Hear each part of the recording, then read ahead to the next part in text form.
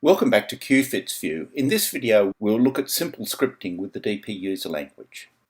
With DPUser, you can create scripts which can go from short pieces of code to full libraries of your own functions and procedures to perform multi-step processing.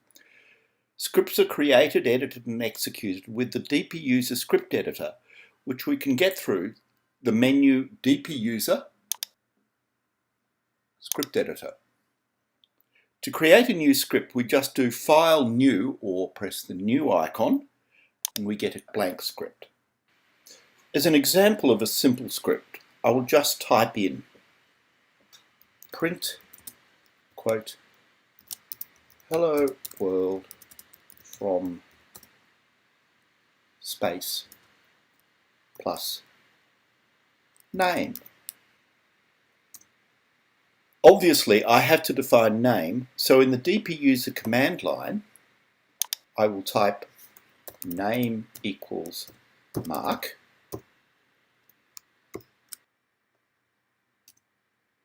and then I go back to the script editor and click Run, and it says hello world from Mark. I'll change that to name equals Jane. And then run, hello world from Jane. Obviously this is pretty simple-minded. The next step is to create functions and procedures. I've created a simple hello world script in both function and procedure forms.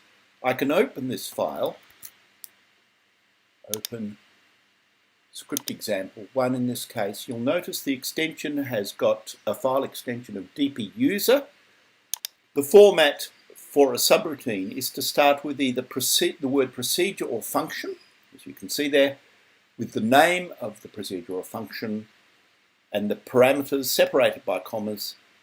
Then the code itself is enclosed in curly brackets, so we have here as we can see.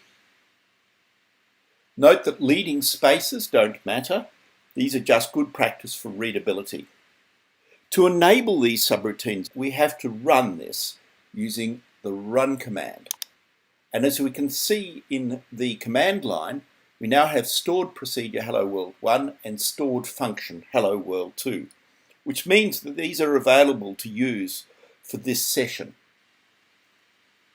To call them, the DPUser commands are hello world 1 Mark for the procedure form, and equals hello world 2 brackets Mark, like that in the functional form, and then we'll print so we can see hello world from Mark. Note that you can have a function and a procedure both with the same name. DPUser will treat them separately. This next script illustrates the use for loops and logical tests.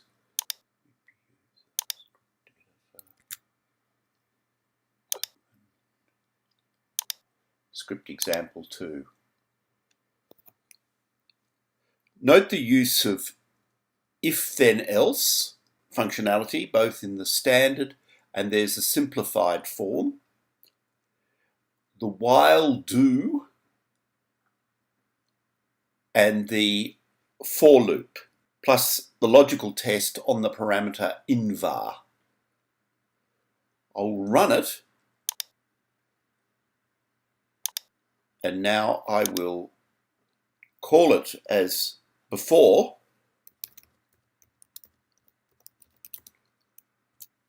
3, the variable is less than 20, input less than 20, and then print counter up to an input variable using the for loop, and print counter using the while loop. This next script demonstrates loading a file.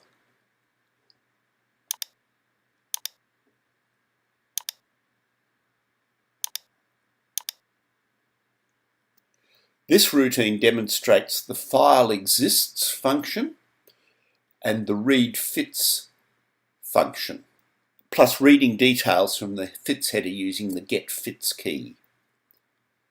These are placed in the string res, which is the function return. Fits info. I'll run this,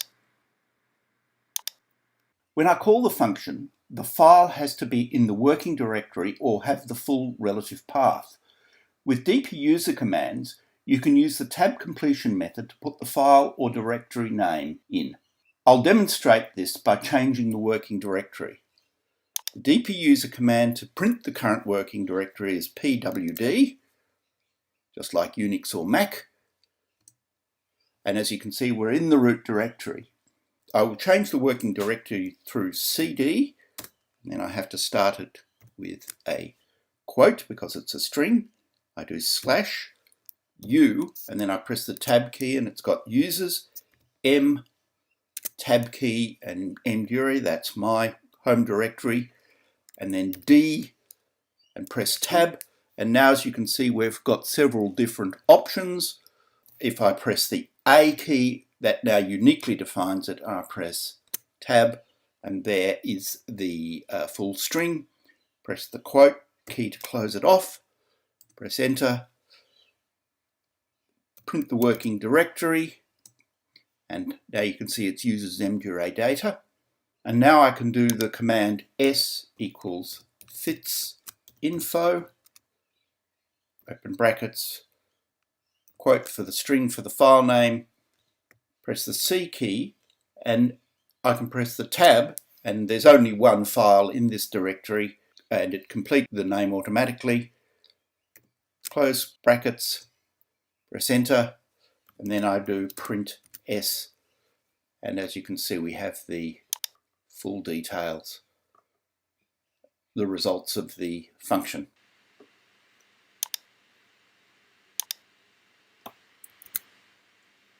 Notice the use of the tab character inserted by the \T key and the line feed character by the \N key.